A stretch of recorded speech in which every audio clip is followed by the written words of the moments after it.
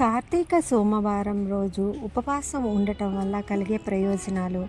ఒక రాజు భోగాలాలసుడై అనేక పాపాలు చేశాడు. ఫలితంగా మరణానంతరం ఎలుకగా జన్మించాడు. ఒకసారి కార్తీక సోమవారం నాడు ఆ ఎలుకకు కాస్తైనా ఆహారం లభించలేదు.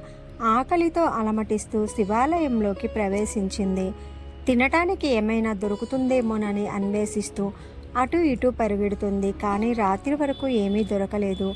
రోజంతా ఉపవాసం చేసిన భక్తులు దైవదర్శనం కోసం ఆలయానికి రాసాగారు. అంతమందిని ఒకేసారి చూసిన ఎలుక భయపడసాగింది. కంగారుగా పరిగెట్టేసరికి వెలుగుతున్న దీపంలోని వత్తి కాలికి అంటుకుంది.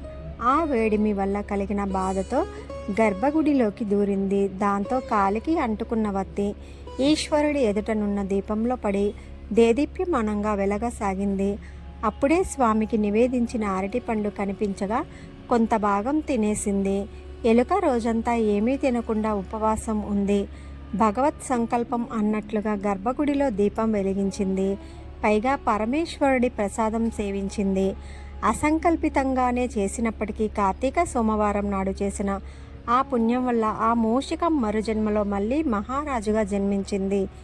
కార్తీక సోమవారం ఉపవాసం ఉండటం, గుడిలో దీపం వెలిగించటం, శివుని దర్శించుకోవడంలో అంతటి మహత్తు ఉందని తెలియచెప్పే కథ ఇది. ఓం నమ శివాయ.